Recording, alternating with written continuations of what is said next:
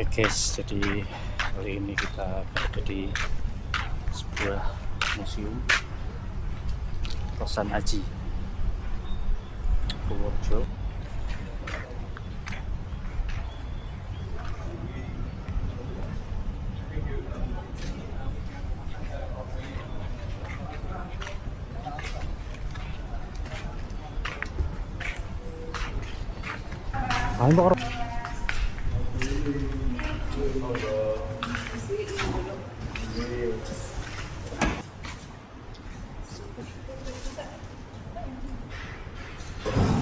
Jadi ada kesalahan ya. Kesalahan ini contoh zaman dulu sang empu membuat keris. Jadi seperti ini tempatnya. Ada ububan, itu ububan cara kerjanya. Caranya ya umpo angin mas. Boleh kamu memperagakan sini boleh tidak? Boleh. Umpu. Umpu.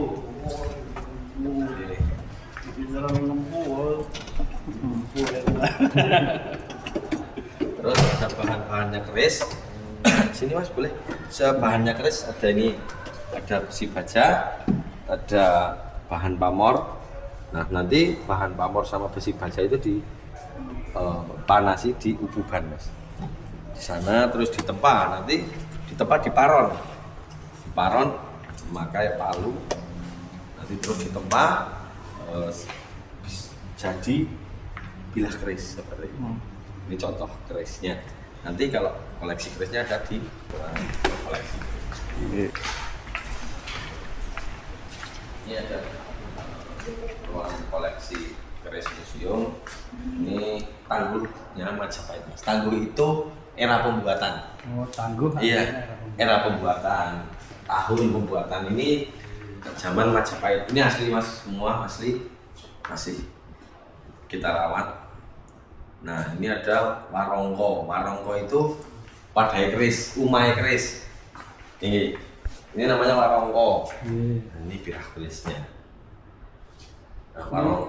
Dapatnya dari mana ini mas? Kalau koleksi pusaka Kosan Aji itu dari hibah mas. Wah. Iya hibah. Misal kolektor yang mempunyai banyak koleksi terus mau dihibahkan, nah ini hasil dari kolektor, pemberian kolektor ya hibah.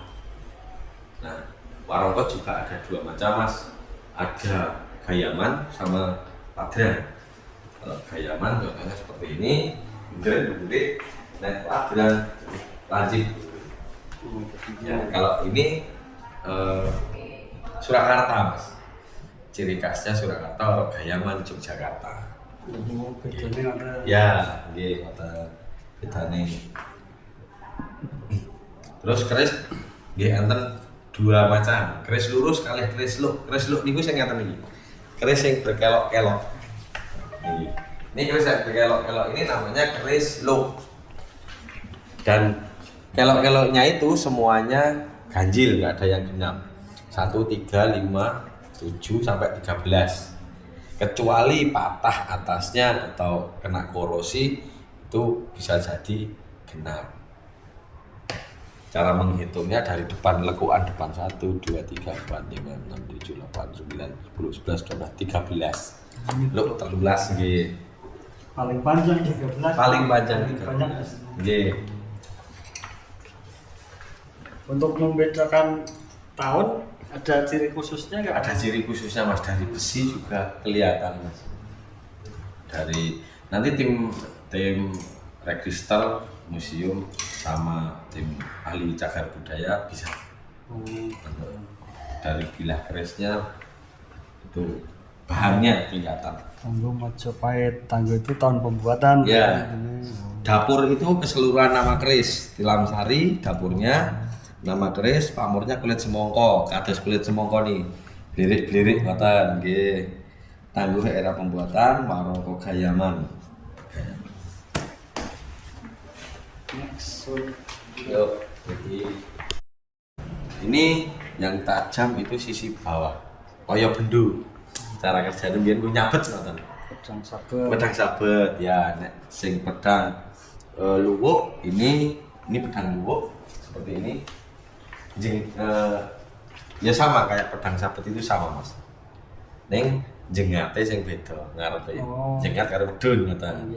Pedang luwuk gini. Ya, pedang sabet. Kalau yang ini bawah, ini pedang suduk. Ini lancip, depannya lancip. Ngeten. Nah ini ciri khasnya Jawa Baratan. Apa? Kujang ini. Iya, kujang Jawa Baratan. Pajajaran kecil-kecil. Nah ini juga ada yang masih kelihatan kok. Ini ada namanya ya keris pejetan mas. Ini dekok-dekok itu dipejet sama empunya zaman dulu. Ini kan tengah legok-legok. Legok-legok ini pas zaman dulu pembuatannya dipejeti karo empune. Pas gawe pas panas dipejeti. Keris pejet. Pejetan, nggih. Ini yang runcing ini apa? Nah, itu tongkat komando, Mas. Jadi komando ya kapten itu biasanya pemimpin angkatan itu pakai tongkat komando, dalamnya tombak, semata tombak. Teken itu kalau di koleksi museum namanya teken menur. Dan dulu perak. Jadi ini dari perak. Nggih. Perak, dari perak. Kalau ini tempat untuk mengkonservasi keris, membersihkan. Jadi koleksi-koleksi yang ada di tempat display setiap beberapa bulan sekali kita keluarkan, kita bersihkan di sini, Mas. Ada, ini namanya koin. Ini namanya koin. Ini untuk tempat apa ya? Ya bae lah. Bae wong adus ki awak dhewe nek iki bae keris ngoten. Nah, ini nanti biasanya dikasih air kelapa muda di sini. Nanti dibersihkan dulu, kerisnya dibuka dari handle-nya, dimasukkan di sini. Nanti setelah itu diolesi sama minyak, sama jeruk nipis.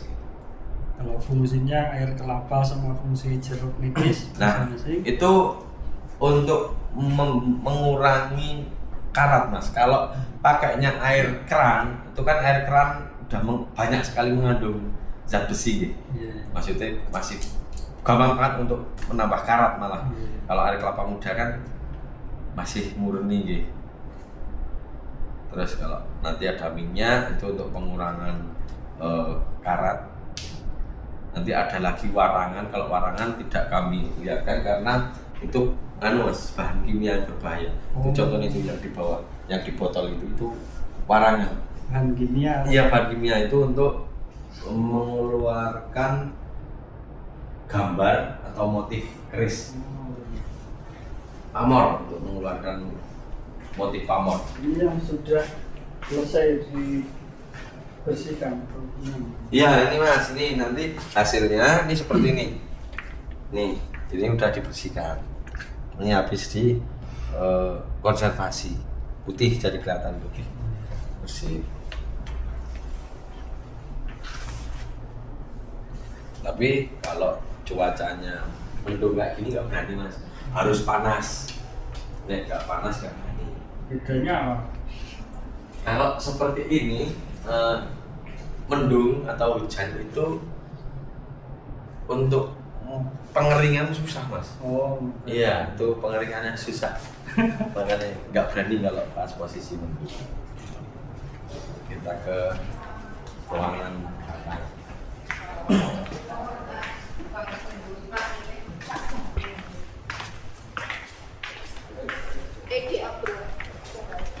Nah, ini adalah ruangan masterpiece, Mas. Ruangan masterpiece itu adalah keris-keris pilihan yang terbaik di Museum Nusantara. Ini ada logo siluman. Logo siluman ini tangguhnya Mbak Glen. Ini asli dari Purworejo, Mbak Glen. Dan ini titik 2 kuning itu emas asli, Mbak. Ini emas asli. Kalau tangguh Mbak Glen itu tahunnya berapa maksudnya? Kalau Mbak Glen itu kurang lebih ya sebelum kota tertuanya sini tuh Mbak Glen itu sekitar itu. Kalau nanti misal 100 tahun atau 200 tahun itu kurang lebih seperti itu. Oh, ini 1118 ini tahunnya atau apa? Ada Apanya, Mas? 1180. Oh, ini nomor koleksi, Mas. Oh, nomor koleksi. Iya. Nah, ini yang terbaik di sini di Museum Nusantara adalah Singo Barong. Ini yang biasanya kita jamas di bulan Suro, itu Jumat Kliwon. Karena Museum Tosanaji mempunyai kegiatan rutin tahunan yaitu jamasan Tosanaji, Pak. Itu diperlihatkan untuk umum biasanya di depan museum sini. Nah, Detailnya lebih, emang lebih. nah, salah satunya. Detailnya gitu. Nah, Di close up. Oh, neng anu. nah ini Singo Barong. Ini ada gambar singo duduk, Mas. Singo duduk terus nyokot emas. Ini kan emasnya dicopot nang lambe ini. Oh. Kuning-kuning kecil. Oh iya. Nah, ini kan cangkeme singo. Ini nyokot inten, nyokot emas. Ini Singo Barong. Luk 5 itu pamornya Brasuta. Ini keris terbaik di Museum Tosanaji. Masterpiece. Ya, masterpiece. Itu ya yang lupa ya. Hasil lupa. Lain ini juga ada keris dajetan. Kalau yang seperti ini. Ini nganu biring, tombak biring. Ini tombak, Mas. Maksudnya tombak ini. Tombak biring. Ini nanti kalau tombaknya ada di belakang, kita bisa lihat nanti. Nah, kalau ini jenis keris, tadi jenis keris itu keris yang sudah dimodifikasi, Mas. Nah, seperti ini. Sebenarnya keris ini seperti ini. Tapi sing duwe biasanya pingin tak modif pingin tak main apik gitu mungkin menurut mereka, terus dikekir lah, dibentuk, digali gret-gret seperti ini. Sebenarnya kerisnya sama kayak gini, aslinya kayak gini.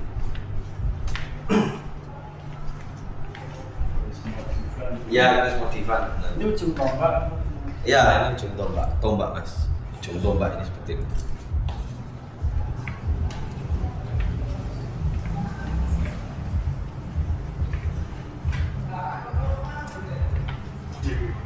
Iya, maksudnya bentuknya kerisnya tadi ngomong.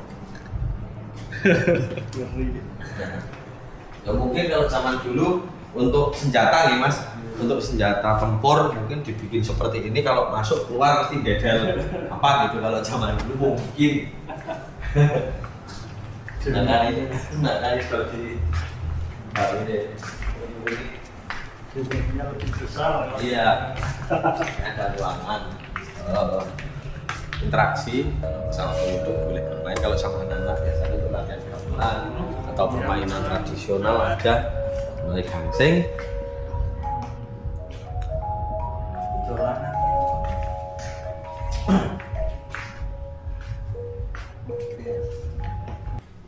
Nah, ini ada ruangan keris ya, pembuatannya udah merdeka, Mas. Zaman merdeka.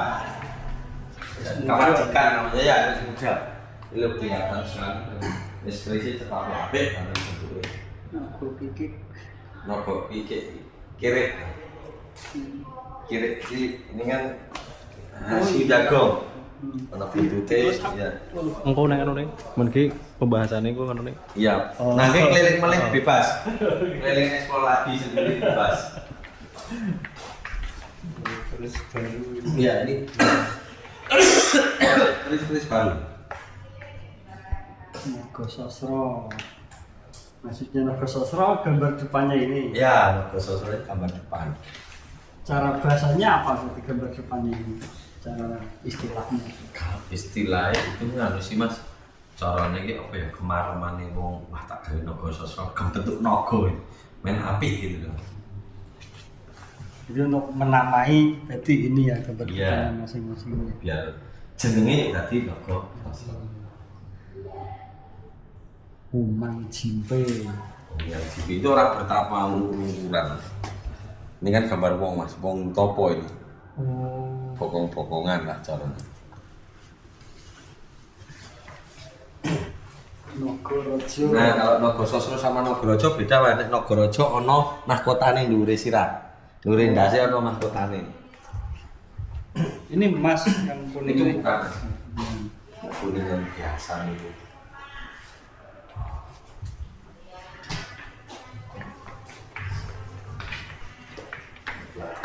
ada orang tombak. Ya. Ini orang tombak, kan mata tombaknya ada di atas. Dan kalau pegangannya tombak ini namanya landean. Iya, landean. Tombak Sujen Ampel dari Bruno. Ini pun dari Bruno. Ya, banyak Mas dari Bruno, banyak. Di Karangmalang. Ya tombaknya kayak Karangmalang di sini nanti bisa diulas secara khusus. Iya. Sujen Ampel Bruno. Jadi dari Kiai Karangmalang Bruno atau bagaimana? Iya, dari dari Bruno Karangmalang memang dulunya ada Sekopeni dari sesepuh Karangmalang, terus mungkin beliau untuk merawatnya kurang maksimal terus dibakar di sini. Itu memang asli Karangmalang dari Bruno. Ngerti bahwa sekarang Bruno ya anak gitu. Ada. Bruno itu Chris badannya. Tapi ini kayaknya di pagi sih, kan ketok ada semua.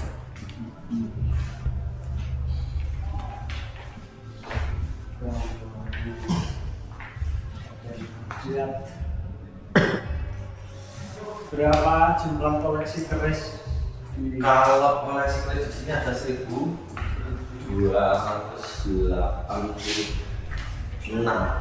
Saya nanti tak tanyakan Indonesia register. Kalau saya kan di sini sebagai pemandu Mas. Iya. Kalau yang lebih tahu banget itu nanti ada saya berpakai. Lah ya. Koleksi keris itu koleksi Tosanaji di sini ada 1.286.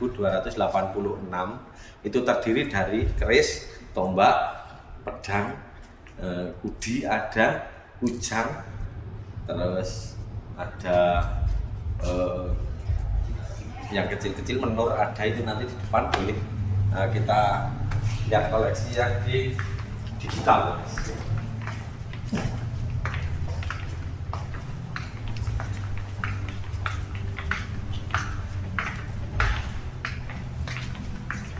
Oke, jangan lupa.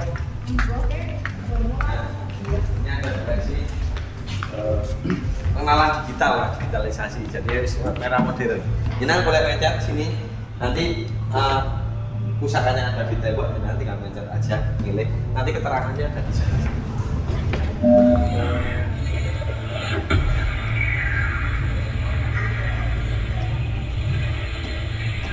Ini masuk ke namanya ruang cagar budaya. Di sini ada peninggalan-peninggalan cagar budaya dari masa praaksara nanti sampai masa kolonial. Ini sebagai bukti bahwa Purworejo itu pernah mengalami beberapa masa. Ini masa praaksara sebelum manusia mengenal tulisan. Ini peninggalannya ada berupa kapak-kapak batu, kapak beliung. Ya, ini ada menhir juga, ada fosil. Ini kayu yang jadi batu. Iya, fosil, jadi kayu yang sudah membatu jadi fosil. Ya, ada menhir, sarana pemujaan kalau kayu dijadikan sebuah batas wilayah. Prasasti, banyak prasasti. Ini prasasti Sipaten yang ditemukan di Desa Jenar Kidul.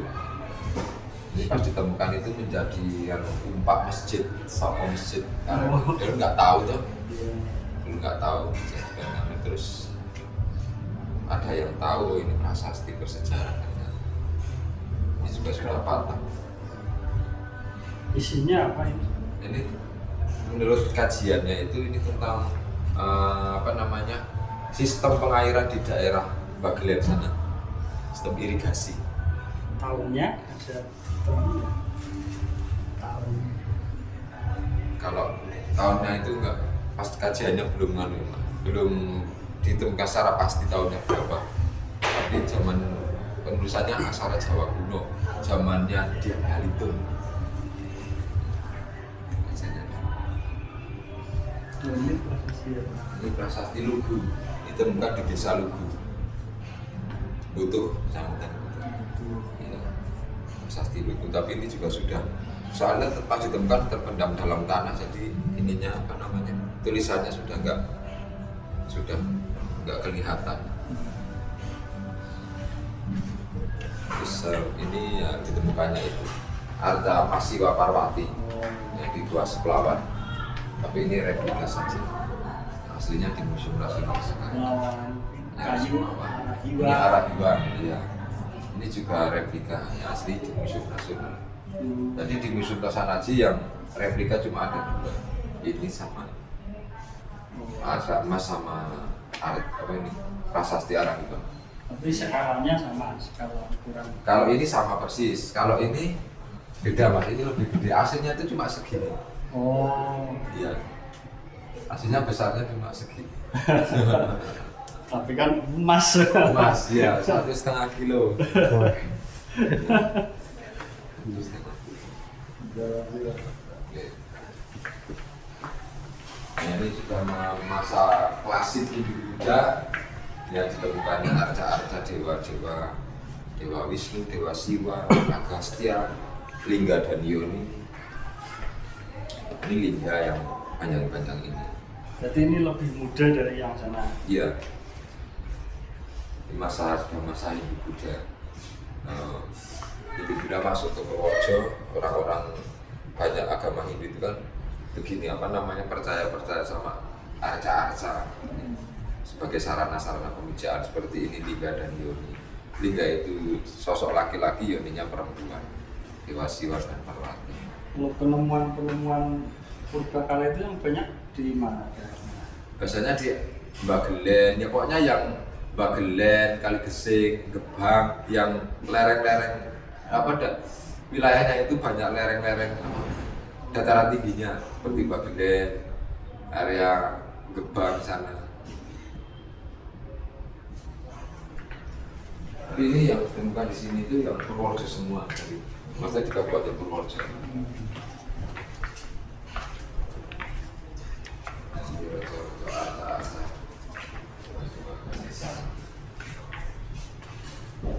Sarang.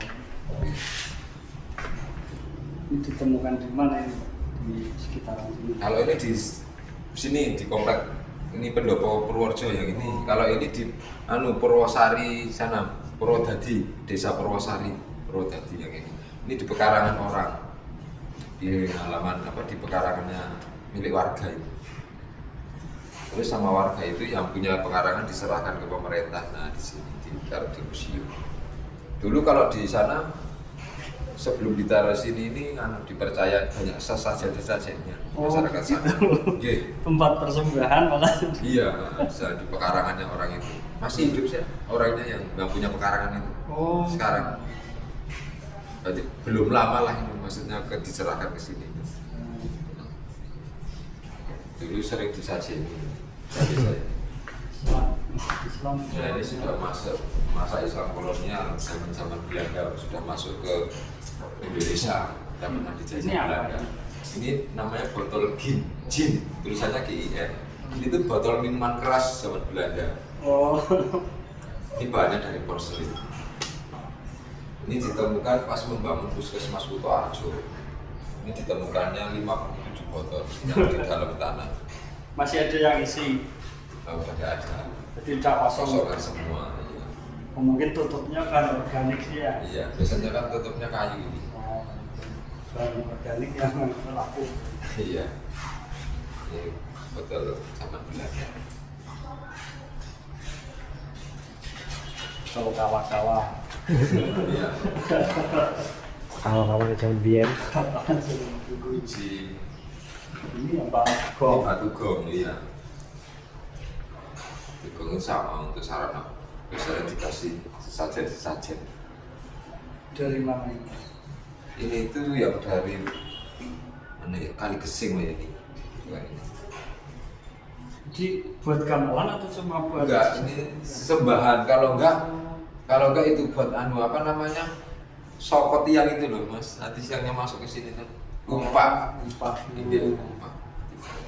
Tapi kebanyakan sarana pemujaan sih. Pengungsi saja.